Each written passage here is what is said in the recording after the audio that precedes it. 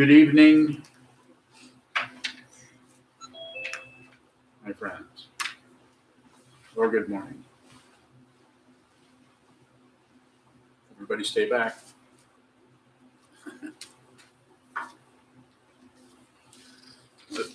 This evening's Dharma talk is titled Deep Narcissism, and the idea behind that title is to talk about and bring some attention to and possibly have some questions about the way the self-centeredness or the narcissism is in, depending on the person, on the situation, is pretty buried as far as the roots of it. It's very tight there.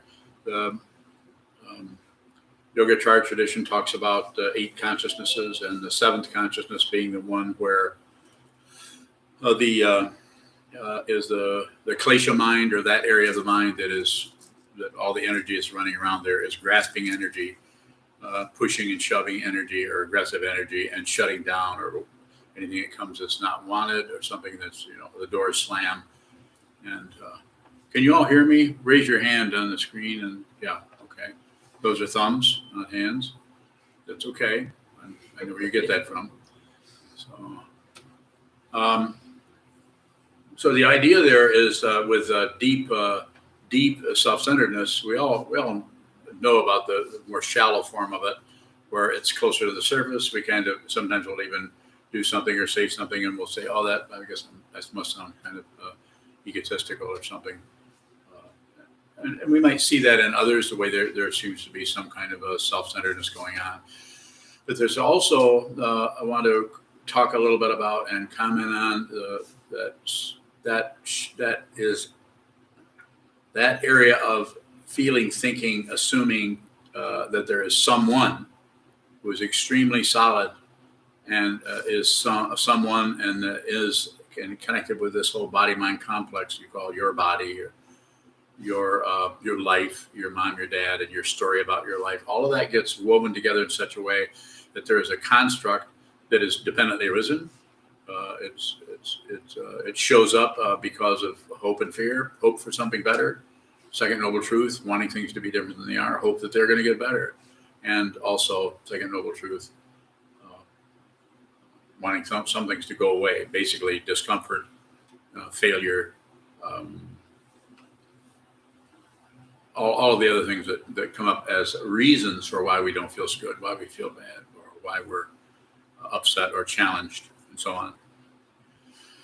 So I want to go into that a little bit deeper, but first I want to say that the sitting practice of meditation, which is what I'm here to, if I'm here to promote anything, would be sit down, hold still, and watch that movement so that you can see the way the self-centered mind keeps reconstructing itself, keeps refurbishing the underpinnings of that self-centeredness, which is there because of desire, wanting something else, desire for something to come forward, desire for something to go away, and desire for something to not be there. I don't want to think about that. I'm not going to think about that anymore. And sometimes maybe then say that we might actually deliberately distract ourselves into some entertainment or some activity, and completely not only do that, but then validate it. Well, I have to do that. I can't do this anymore. And again, and at the same time, this is not wrong or incorrect. This is not about right and wrong. It's always about awareness. And the awareness, if in your practice, if you are prioritizing the space in which things appear, or the witnessing part, or the seeing, the hearing, smelling, tasting, even the first level of thinking. Trungpa Rinpoche would say to his students, first thought, best thought. And of course, it's not even a thought. It's just, you just see this. It looks like a thought, but it's actually a mirror, but you may not notice that for a while. And if you do notice it, you may be wrong.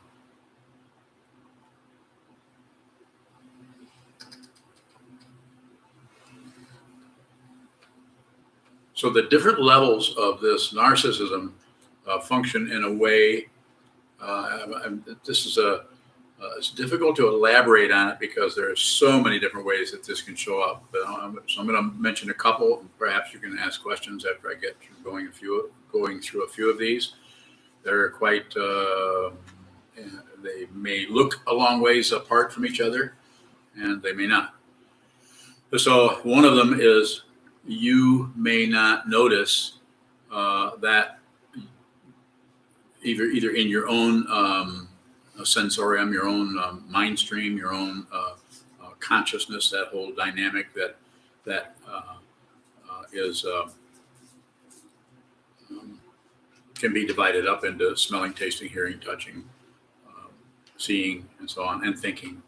But the fundamental situation doesn't have a location, and when we talk about the seventh consciousness, or that area of the mind that is paranoid, that area of the mind that is fearful, wanting to protect something, someone, and what it wants to protect is an illusion. There's no solid being there. As you hear me say, don't believe me, but there's no solid situation there that needs protecting. That doesn't mean that if something comes along and starts to threaten our body, which we're very attached to, that we aren't going to have some kind of fear or some kind of reaction. Oh, I need to get out of here because tigers. Or I need to get out of here because of people who aren't wearing masks. However it shows up. There's so many ways that this can happen, as we know. So the area I want to say something about first is like we might have a question like, why? Because of some of the leadership, and not only in our country but in other countries, how does it happen that people who we talk to seem quite intelligent, insightful, seem to have, we're able to converse with them, seem to resonate with really strong leaders or heads of whatever, who to us appear crazy or insane or power hungry or mad or you name it. This happens all over the world all the time. It's been going on since yes, here it comes, the Peloponnesian Wars. It's been going on forever. Shows up all over the place, and that aspect of the deep narcissism will not awaken because it is kept down by pride. We don't want anybody to know that we're self-centered, so we act like we're not. We've learned to not let that show. So this is quite often the MO of ego, is to make sure that which shows up as a strong belief or connection or self-authorization, shall we call it, doesn't show because there's nobody around to back me up. But if you see a person in your country, in your state, in your school, in your ghetto, in your gang, in whatever it is, in your meditation class, in your monastery, any dynamic, if that craziness or that intense, powerful, deep narcissism starts to get a foothold in some way, and there we can talk about how that might happen. It's basically dependently arisen.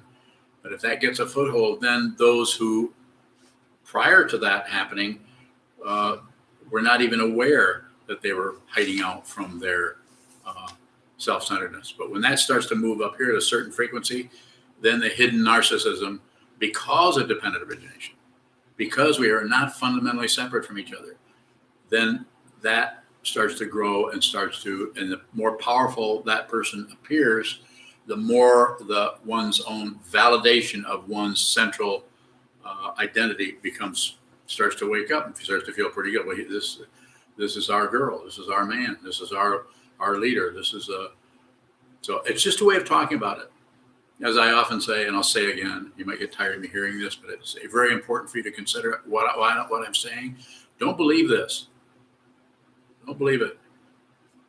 Train your mind to see clearly so you don't have to operate with beliefs and disbeliefs. They're useless because they're all dependently arisen. Anything you believe is true, come this way, talk to me about it. I'll show you where it's not true. Because if you don't believe something is true or not true, and you don't stop looking at it, you're not separate from it. You're not separate from it. And so therefore, you have a deep understanding of it. If you run away from what's commonly called and fight with or go to war with what's commonly called evil, then it will get you. You can't fight with something that you're not separate from. This is called non-duality. The theistic traditions quite often want to get rid of the evil or the bad and promote the good or the successful or the radiant and the angelic quality. And so I'm just saying that the deep area may not show up at all, but if it does start to show up, it might be supported by that kind of a confirmation of that. That's why people that are crazy people or come to power is because of dependent origination. And I could go on and on. I could go into areas where I say the people that are resonating with this kind of craziness that we see, whether it's our situation here or Bolsonaro or Kim Jong-un or someone like that we know about, or other people in the past where this has happened. Hitler, Stalin, Mussolini, and so on, and others down through the centuries.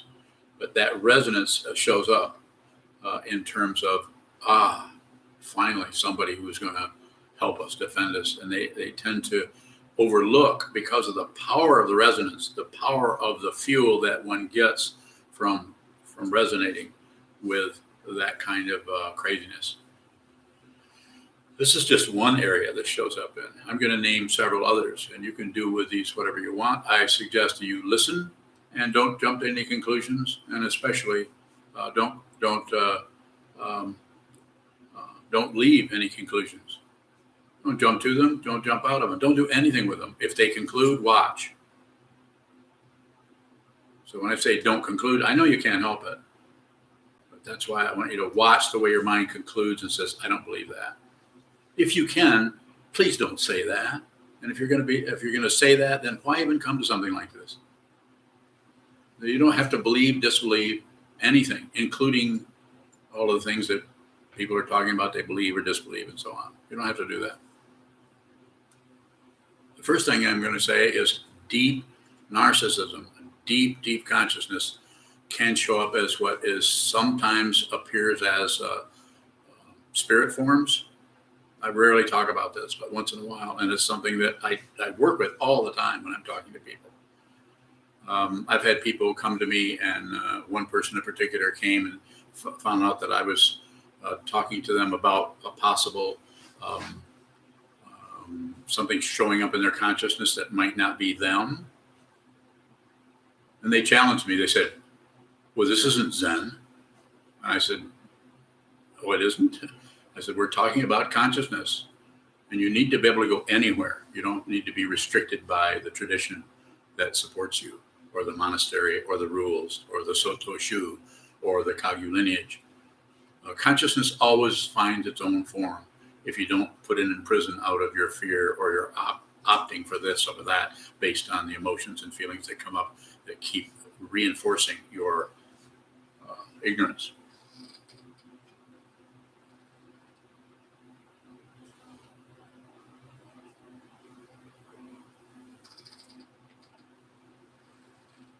So spirit possession is one level of deep consciousness that is very difficult to work with that, to know how to work with that. You can do it somewhat by yourself, but if you think that the thoughts you're having are your own, or you have some kind of possession, it's a misunderstanding. It's a big one. The other level that I'll ask about, you can ask questions and I'll do my best to respond in a helpful way. The other one would be apparent past lives. I don't know if there's past lives, but probably. I'm not sure if there's a past. I'm not sure if there's lives. Don't take anything for granted, please. If you consider yourself a student of mine, which you probably do for the next half hour, don't believe anything. Don't believe me. Don't believe anything. Just look at it. Observe everything. Observe everything. Anytime a thought arises in your mind about I need to go out and take the garbage out of the street because the pickup's coming, or I need to clean the bird cage. The canary's starting to scowl at me. On and on and on. The other dynamic that is along with deep consciousness and also deep narcissism is so-called or apparent extraterrestrial interference or even abduction. This is probably going on. Maybe you haven't experienced that. I haven't, but I have met people who have. And it's not just some kind of discontinuous identity disorder, or what is that called, since you? Dissociative identity disorder. Yeah, science comes along and says, I'm not against science. Some of my favorite scientists are scientists. But the interesting thing about modern science is it does not like to not know. Because if it doesn't know, then it doesn't feel very scientific. But how can we relate to this? Well, we'll just give it a name. And so here's a person who has 4 or 5 different personalities that seem to actually take over and function. And I'm talking about situations I've worked with and people who are therapists work with often. You run into that quite a bit, don't you? Maybe not a lot, but some. And instead of medicating that, putting pills on top of it to stop it, it's rare for someone who is a therapist or a psychiatrist to actually explore that, because that might mean their credential isn't working in that area. To actually receive what's happening when someone is saying, other people keep showing up inside of me. So the common way that this is worked with is the so-called establishment, which is about success, making money, having credibility, and having certificates on the wall. I'm all about that. I make certificates for people. You want a certificate? I'll give you one. Didn't I give you a certificate? No. I gave her a certificate. Said one of my favorite people. Put it on her wall. Actually, she's a meditation teacher, and I gave her a certificate so that she could point that out. So what am I driving at? I don't know. What I'm driving at is don't take anything for granted. And if something shows up, don't accept it. Don't reject it. Don't do anything. Look at it. And this starting with your own thought patterns, and then and anything else that shows up, at least consider there's a possibility that something could be happening in that area, that the only way they know how to talk about it is discontinuous identity. Or what was it again? Dissociative identity disorder. Well, that got them out of it. At least we know that now it's their problem. And what do you think those entities think when they hear that? They go, they don't know we're here. I'm not kidding you. I'm not kidding you. There's everything is listening to you all the time. The nature of hearing is universal, and it is eternal. Everything is hearing you. It might not be knowing exactly who it's hearing or who it's listening to or who it's watching. But the world, even though it appears very separated and like we can kind of put it to use, the materialism that shows up in the world all over the place, the world is ablaze with materialism, and it might just burn it up. I mean, literally burn it up, because the people who are burning it up actually don't know they're doing it. All they can see is their coffers filling up with money and their certificates filling up with credentials about how wonderful they are, based on the deep narcissism that is supporting them, sometimes called the Senate. It's very rare for me to talk about politics at all, but I'm concerned about the world collapsing before you all attain enlightenment. And you have to reincarnate on the planet Zorba as an alien. And you think the Dharma is hard here.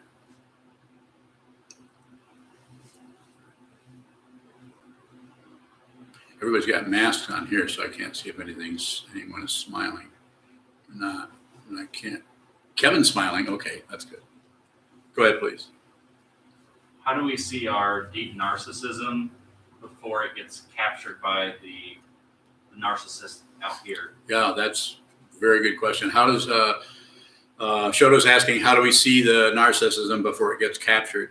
You may not. You may have to see the tail end of it. You may see that you've been captured, But it's always about awareness. It's never about fixing, solving, concluding, getting rid of. You don't have to get rid of anything. You don't have to get rid of neurosis. You don't have to get rid of aliens.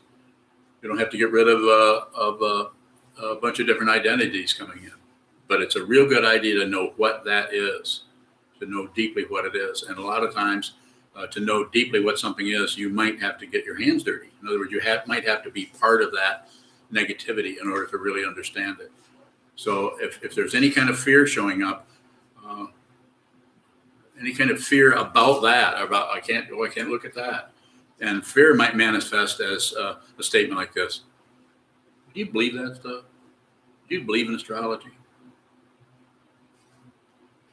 You don't have to disbelieve anything in order to investigate it. If you do believe it or disbelieve it, then the investigation stops right at the edge of the solidity that has been created, or the barrier or the walls of the mind that is created by beliefs. So, and in your situation, I would say you can see it coming, and if it comes, just let it come. Don't try to stop it because of your wanting to have control over it. Go ahead. What protects us when we have to show up in a way that might look negative? What protects you? Actually, you don't need protection. You don't need protection. What you need is awareness so you can see what this is. And then there's no way anything can threaten you. No way any kind of errant entities that are floating around. And they are, by the way. Don't believe me. But you might want to not ignore that. Go ahead. So it's about the awareness of forms arising in the space we call the mind, in the sky. Anytime where there's an opening, watch how quickly it fills up with something. So I could go on and on here, but it would be great to have some questions from people off in the distance. If you have them, go ahead, Kozan. I don't. What's the big grin about? That's really funny because somebody messaged, Anna Maria asked, what is this mischievous smile about? And I didn't know that I was smiling. And then you said that. But I was smiling at what she said when you asked me. Oh, smiling about something I said the other day. Kevin Bounty. Yes, Kevin. You mentioned earlier resonance with narcissism or whatever, totalitarian personages Yes. fueling our unexamined Yes, I did. totalitarianism. How does a dissonance with that fuel our narcissism? So the dissonance or the objection to it is just like you'd object to anything. And the important thing to understand there is to not stop that, not try to, like recently people are praying for the fellow in the White House, praying for him. And it's not that we want to go the other way and hope that his head blows off, although some people may want to do that, I don't know. But it's the idea of taking any kind of stand with it at all. Actually, we want to look at that insofar as we can at the dissonance and see that it's an objection to something that's distasteful for us because it is something that shows up in ourselves. It shows up in our own consciousness, and it's disturbing. And if you're not clear about who this is, this body-mind complex, whichever one you're dealing with, if you're not clear about who that is, that it is not a solid being, then those kind of that kind of a dissonance will show up, and you won't be able to stop it, and it will be aggravating, and you'll want to write a book about it, or you want to tell somebody, or you want to stomp around and pound on your furniture, or kick your cat. Don't do that. I'm just saying you could be, but you also can have that kind of emotion go through, and the emotion cannot find an experiencer of that. So it can just be emotion that comes through. So the great thing about it is you actually can be what Trungpa Rinpoche talked about over and over again during his life, is just be genuine. be the very neurosis that you're trying to get rid of, so that you can actually see that it is empty of a self. Empty of a self. When it's really intense is when it looks like there's somebody who's upset, who needs to be validated, or needs to be heard in court, or we need to get rid of that, or we see I say don't go to war, don't go to peace. No position. And when you do that, of course, you can't help but take positions. But if you put a little tension on it by working with the idea of passion, grasping, aggression, pushing, and ignorance or shutting down, if you work with those energies, you'll see that those are actually not the real issue.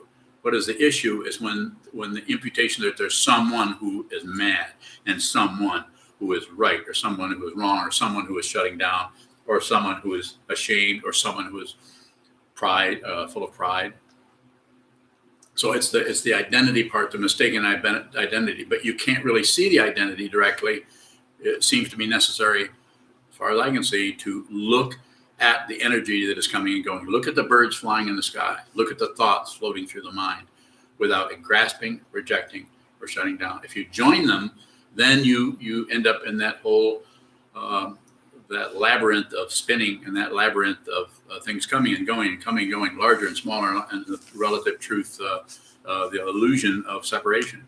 Whereas if you just watch, then that which is seeing begins to be understood deeply. And that is sometimes called a mirror-like wisdom, that everywhere you look, you don't see anything else. The elseness is gone. But the only passage to that is to no more war.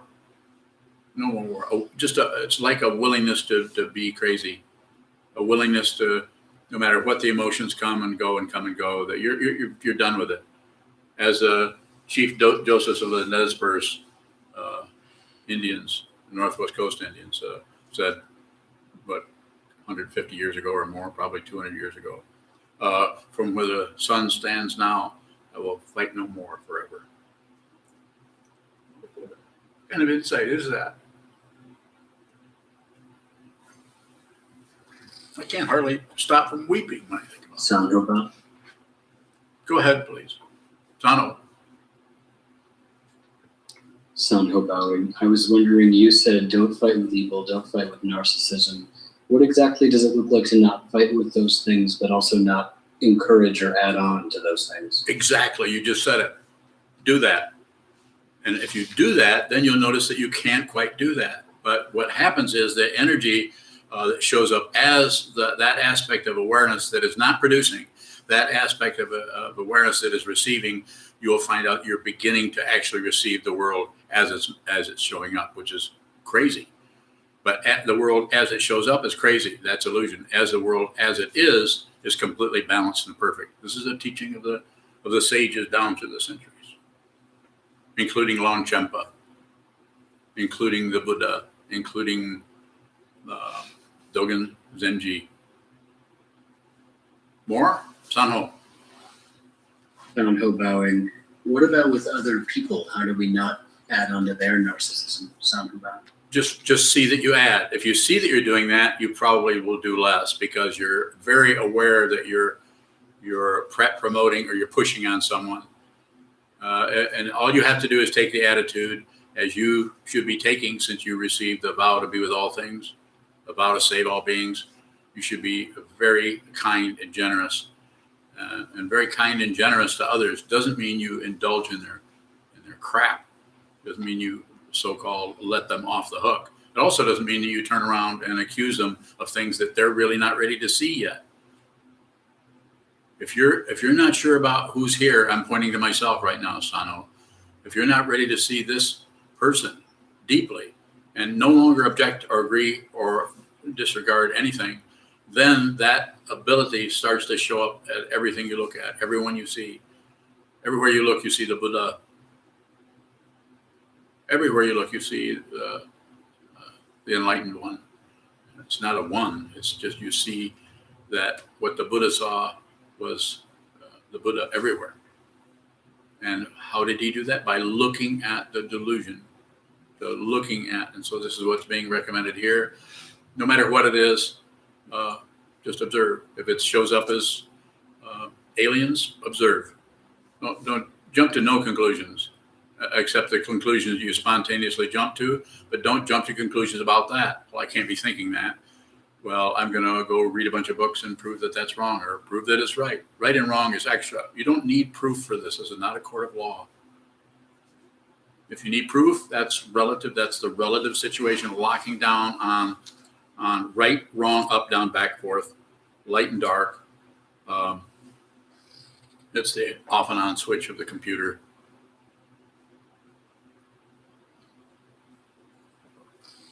This is why observing and receiving what is moving in the mind stream, or what is moving in your life stream, or in your room, or across your tabletop, is so important as a training. Sit down, hold still, watch the movement, so that when you get off and what's commonly called post-meditation, that you're very clear about what's coming and going. You actually see the fundamental nature of what's coming and going, without particularly adding on, well, this is good, and this is bad over here, and this is of no consequence. We don't have to be concerned about that. Everything should be received and should get your attention. Other questions? Junshu. You said something like, the world as it shows up is crazy. The world as it is completely balanced. Yes. With the teaching of pure appearance, is the craziness that shows up the actual nature? It's a dependent origination, so it's a paratantra. So it's cause and effect. This caused that, caused that, caused that. But what happens is somewhere in there, some kind of aspect of consciousness starts to congeal into someone who's having this experience. It starts to separate out. If you take the 12 links in the chain of existence, just the hot and cold factor of the situation causes things to spin. And that spinning, that ignoring of the open dimension of the pure appearance causes that to spin. And that spinning causes samsaras, or thought forms and patterns. And then that shows up as consciousness, or the space in which the spinning occurs. Kind of ass backwards. More. Is the encouragement to see the balance and not the craziness? No, look at the craziness. Don't look for balance. Things are already balanced. Look for the craziness and see that the very insanity you're looking at is not separate. Non-dual, Advaita. Dvaita is dualistic, separated. Advaita is not two. To actually look at the craziness, look at the division is how you see. Because then you're not shutting off, you're not praising and erasing good into some kind of a theistic overtones, and you're not shoving down bad or evil or devils. And so you're not forcing, you're not trying to get on the side of the good. Instead, there's just appreciation of it. The difficulty there is the ego mind, the self-centered mind, says, I can't do that. This is evil. This is terrible over here. So we're not saying join evil. We're not saying, some people tend to get caught up in that. They tend to go into theism, and that works. And if that doesn't work, they might even go into Satanism, possibly. Better to be on the side of the winners, kind of thing. People actually think like that, and actually do ritualistic practices to encourage that kind of a position on things. And what's being said here, just observe. This doesn't mean that if you're in a room where you're just trying to be with what's happening and see what's happening clearly, if you can, minus your own preconceptions about it, your judgments, your opinions, and the things that we get out of hope and fear, we get seduced into acting on.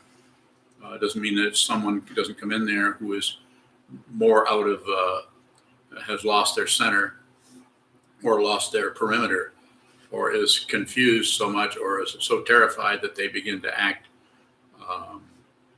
in a disturbed way, or in a threatening way, or in a dangerous way, that you wouldn't step right into that and stop it.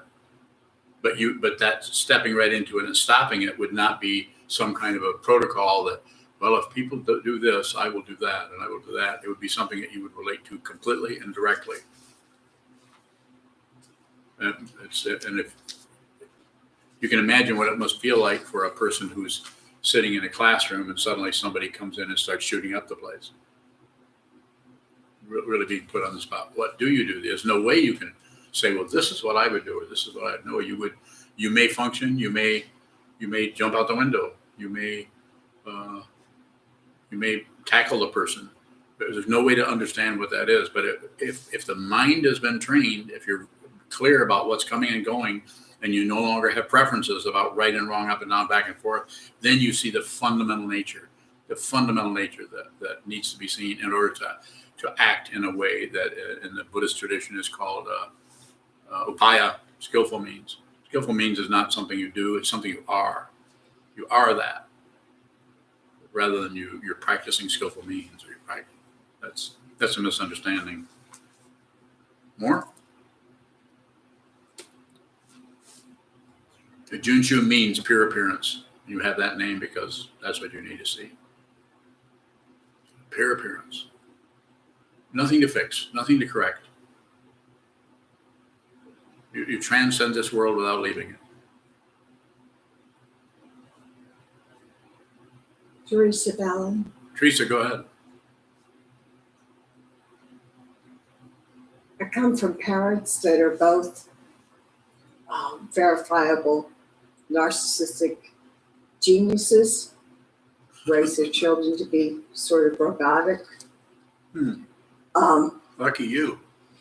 Yeah, not bad, not good, just is. Okay. I'm not sure how to work with the sort of nihilistic, like, this is kind of all messed up and just we need to kind of scrap the whole frickin' thing and start over, especially in my own. So my question is, how do I work with my own bitter, angry, I should add that both my parents were very devout Catholics, very religious people. So my question is how to work with that distrust in myself. Hope that question is clear. Ballin. Yeah, the question is very clear, and hopefully I can give you a clear answer without making life more difficult for you. But it seems to be very necessary when we have a dynamic like you're describing, that we all have our own version of that, somewhat, maybe some worse, relatively, maybe some better, maybe some that are more neutral. But that's what this whole diagram, the whole structure, the whole way, the whole container of the Buddha's Dharma is the teacher, the teaching, and the community. And it seems that bringing this together over and over again in your life, in your practice, as much as you can. We're trying to create this out of whatever's happening. I have had two different teachers. I had no idea how to do this. It just started to show up. I do it with others.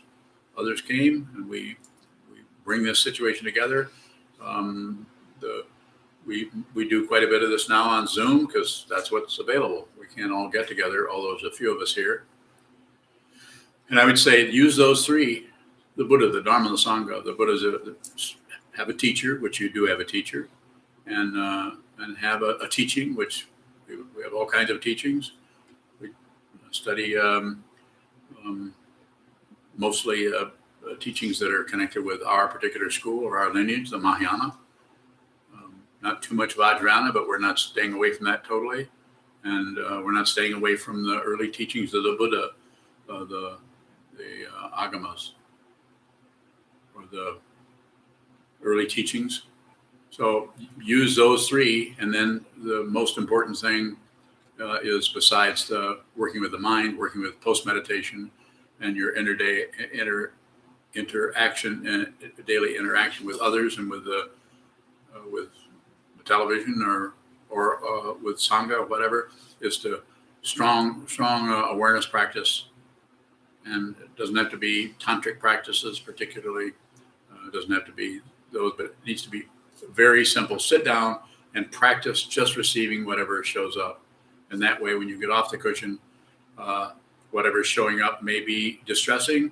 It may, because of the resonating idea I talked about earlier, something that's showing up with somebody else in their situation, or their whatever's happening with them may resonate with you. So the downside, it may feel terrible, may bring up things about your upbringing or how you were treated, or the sensitive areas maybe you've been trying to medicate or cover up with stuff, or even meditate. There's people who teach meditation that is more like covering things up rather than, let's see what it is. Let's look at it. So I would say just continue. You just started in this particular way of doing it a few months ago. I'll keep going. Sokuzan. In the case of spirit possession, is there anything to do with that other than just observe it? Do you treat it like a thought pattern? I would treat it like a thought pattern, and don't do much with it unless it starts doing something with you.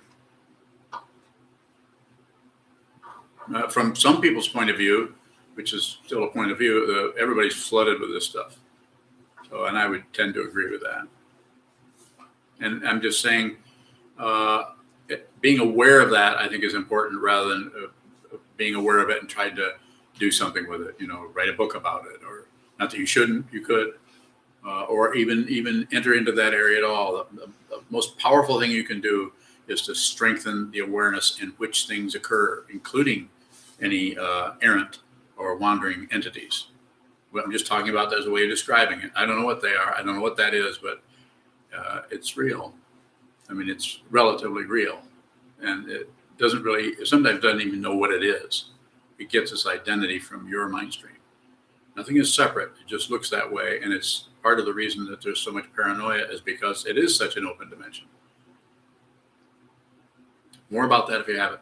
Is it helpful to try to differentiate the neurosis into a phenomena like spirit possession from being a thought pattern? Perhaps, could be situational. No, I would stay away from, the only protocol I would go to that you would repeat is shikantaza. And the reason I say that is I'm sure you've noticed, those of you who have practiced shikantaza a lot, and everybody in this room has a lot, because otherwise you can't live in a monastery, is you'll notice that every time you sit, it's different. Even when it's the same, it's different. There's always some aspect of it that is different until it's not. More? Is that something we can do on our own? And if not, how do we do that? Both. You can do it on your own, and you can also do it with someone to help you, with someone to facilitate that situation.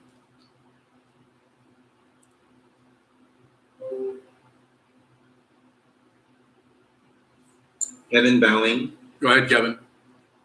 is dependent origination and responsibility, are those synonymous with choicelessness, Bowing? Yes.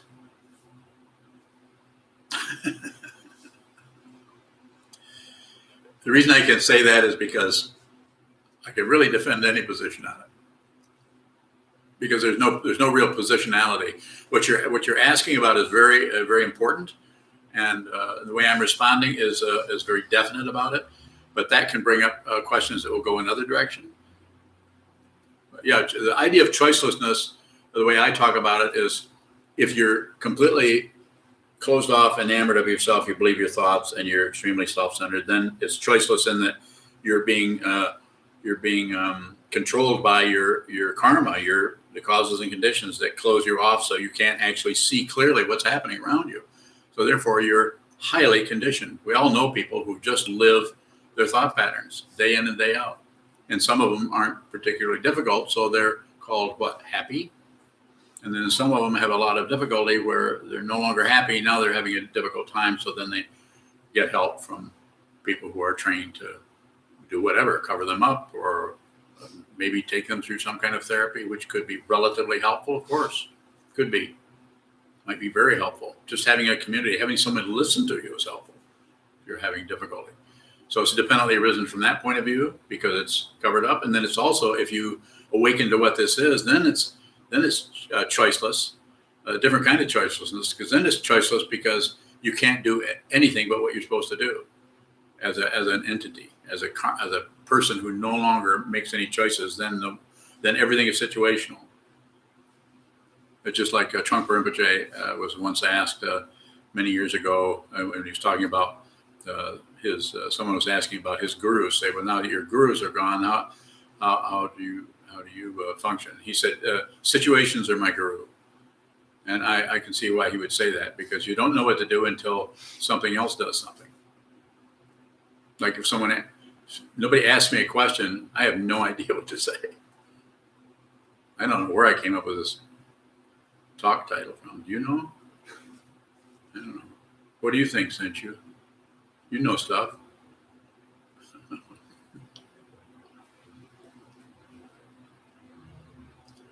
Senchu. Junshu. There's 2 questions from YouTube. YouTube? Do I know them? The first is from Bhavani. Bhavani? All right. Bhavani, go for it. What is meant by seeing Dharma? If you see the Dharma, then you don't agree with it, you don't object to it, and you don't ignore it. Dharma is a Sanskrit word that means truth. And then Buddha Dharma means awakened truth. So Buddha Dharma, there's the Dharma of a wood, there's a Dharma of a kotsu or a stick, there's a Dharma of ikebana, how to arrange things in a certain way with shinsoi and hikai, or different kinds of arrangements. There's the Dharma of golf, there's a Dharma. And then there's the Buddha's Dharma, which is awakened truth. So the word Dharma means truth, the word Buddha means awake, and together they mean what is the awakening to, that nothing is, there are no separate things. The separation is an illusion. Anything that looks like two things are not separate. And of course, the most profound one, besides there's no separate me from the separate you, is also life and death. That life and death are not two different things. They're just facets of the same thing. I don't believe what I'm saying. Not interested. What's it, Bhavani? Bhavani. Any further questions? YouTube question? Question from Toji. I know Toji. How do we look at the craziness without coming to conclusions? Yes. How do we look at the craziness without coming to conclusions?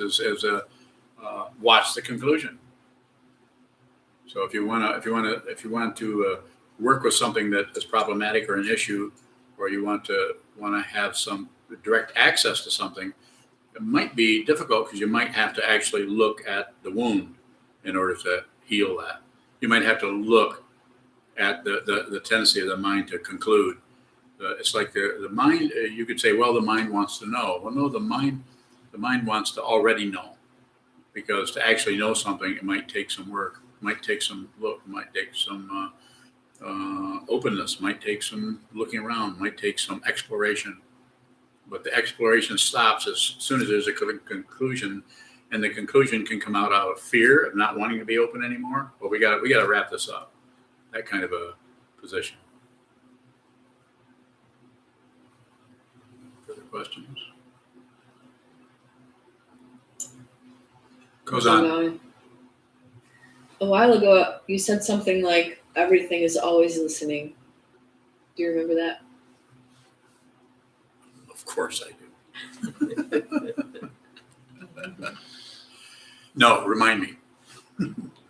What did I say? Everything is always listening. I did say that. Everything is always speaking. Everything is always thinking, smelling, tasting. The sense fields are fundamentally don't belong to anybody. They look like they do because it looks like there's somebody here who's going to live or die. And, at my age, it's kind of obvious what's going to happen next. But yes, ask your question. Well, we were talking about it around the time you were talking about deep consciousness and identities, or Okay. apparent identities. Go ahead. And you said something like, they're always listening to you. Yes. Would that include what you're thinking? Oh, yes, absolutely. So that my question is on that. Cool. I've asked you before, can you be thinking and not even know that you're thinking? And you said yes, like you're ignoring your thinking. So the apparent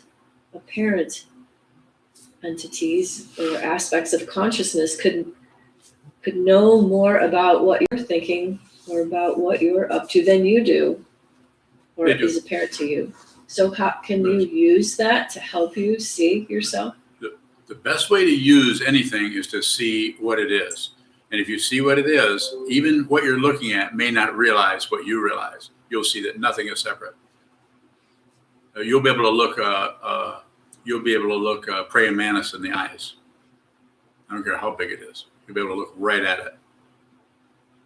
That doesn't mean you won't think, how strange, looking at a praying mantis, because it will be unusual, but it will not be frightening, because you're not separate from what you're looking at. This doesn't mean if you're sitting at the picnic table and a spider runs across your arm, you don't jump. Of course you will. But the fundamental thought process around that is going to be much less elaborate than the one that is panicking and trying to get away from something and thinking something went wrong. More? Less? Schadenfreude?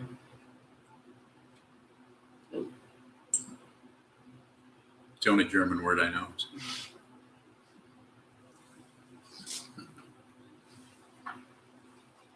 Yes, Thank you. you too. You're welcome. Thank you. You too. A question from Kristen. Kristen, okay.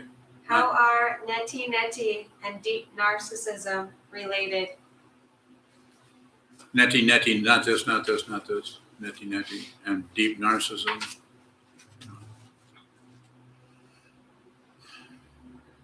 Well, neti, as I understand it, I don't do that, but it's not as a practice. There's some kind of a focusing of attitude. There's not this.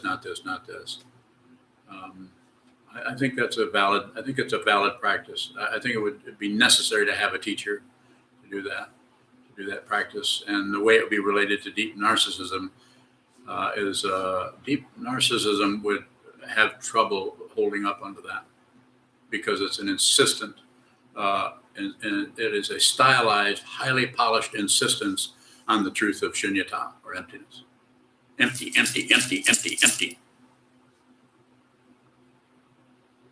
Neti. Unless I misunderstand the whole thing, which perhaps I do.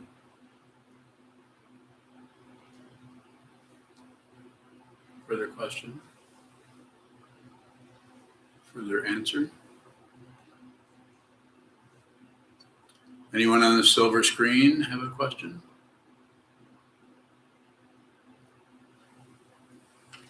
Just about. You were talking about other apparent entities in your consciousness. How would you be able to discern the difference between what appears to be your own thoughts and some other aspect of your consciousness? How can you recognize a thought as your own? I guess maybe would be one. Good one. You may not be able to differentiate, and it could be confusing to some extent, but you should do it anyway. Look, and then notice the need to differentiate. The need to say, is this my thought or someone else's thought? Identity is that whole area, even the thought process, is very, very discontinuous and vague from the point of view of grasping or rejecting or shutting down. So you may not know, but you should look at it anyway, and look at the need to conclude something like, is this me or is this someone else? It's a good question, but rather than have some kind of a plate full of answers, it might be good to just look at that differentiation. Use your own sitting practice, insofar as using anything, as a sitting meditation. Look at the identity. Is there someone? Is there a being there? Is your identity actually someone else, or is the someone else actually your identity? Go into it as an explorer. Go into it as a voyager. Go into it as a pioneer. You could say this. Talk about the final frontier. This is the only frontier. Is consciousness. All the rest of them are piles of rock in the middle of nowhere. Yes. Sometimes it seems like when there's work in deep consciousness, you might even address the situation, how it's showing up, or even what seems like reifying that thing. Yeah, you might. How does that not take us further away from it? It might. You might have to, in order to know what it is to climb a mountain, you might have to go up and down the mountain. So it might have to go, but at some point, the whole idea of forward and reverse don't show up in the same way they do to the conventional mind. This is called the spiritual path, and it is an open dimension that only you can do. The Buddha can point, the teacher can point, but you have to do it. And it may look like you're going backwards if that's the area you're going into. Are you? Go ahead. Shoto. I know when first being introduced to this situation, there's just a lot of skepticism. What situation? What we might call deep consciousness, and talks about other beings or spirits. Skepticism? Oh, you're skeptical? Okay, go ahead. So is skepticism a cover-up? The leading edge of the skepticism is fine. It's when the skepticism becomes some kind of a barrier to the fear aspect of the self-centeredness, which comes up with maybe this is possible. Maybe this is so. Have you noticed that shift, someone? So I'm not saying skepticism is just another way of working with the inability to live in an open dimension. So we shut down with skepticism because the self-centeredness does not want to not have a reference point. At least have a reference point in Buddhism, but someone who really understands the Buddha's Dharma has no reference point. Even Buddhism is no longer. It's just a raft to get to the other shore. And then when you get to the other shore, you realize that there is no other shore. There's just this. Go ahead. What feels threatened here when something looks far-fetched out here? So your attachment to yourself as an entity and a living being with a heart beating and eyeballs and an appetite and a certain age and a certain way of combing your hair and what your mom called you and how you were treated when you were young and all your friends and all the stories, all the little stories and parables around your life that keep you supported as an individual being having a lifetime. More? It's empty of self. It's empty of anyone. Go ahead.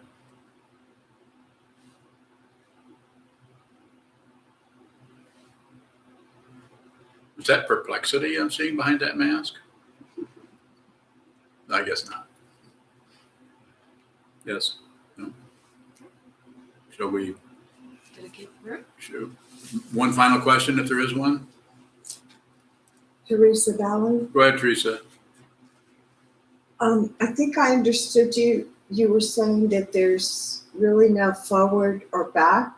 Maybe I did. misunderstood that. No, you didn't. Okay, so my question is that connected with the that every moment is the essence of realization, Ballard? I didn't say that. Did you say that? I think you did. No.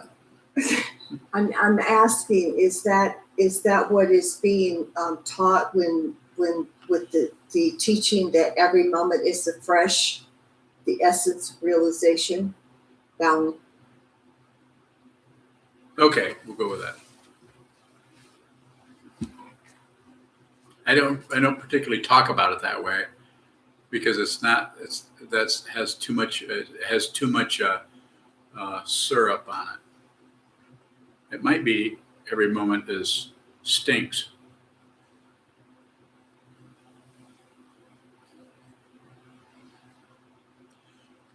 I'll say one last thing, and then we'll dedicate it. Don't miss your life, my friends.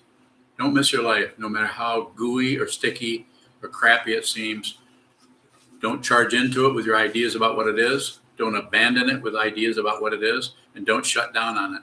Find out who you are, so there's no doubt. You don't get your identity from this old man. I don't know who the hell you are anyway.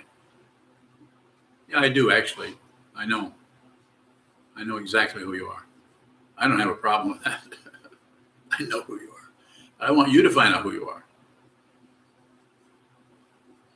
Good luck. Are we standing up to do this? Yes. Do I get to have more coffee?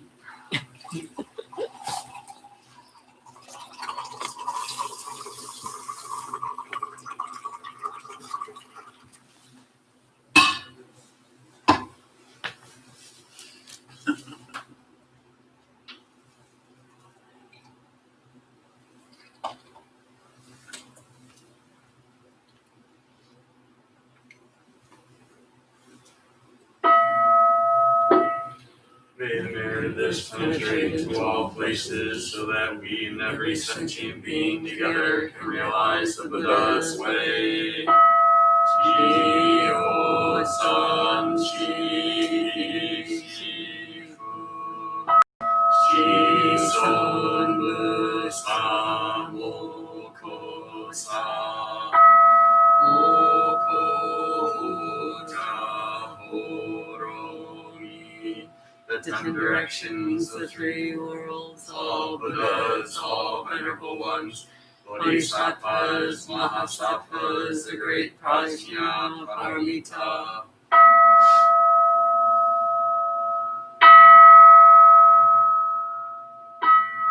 O Buddhas and Bodhisattvas of the 10 directions of the 3 times, please hear us. Please come down out of the light to protect Sokokoji Buddhist Temple Monastery, our Sangha, families, friends, and visitors. Heal everyone who is unhappy, sick, or suffering, and fill them with light.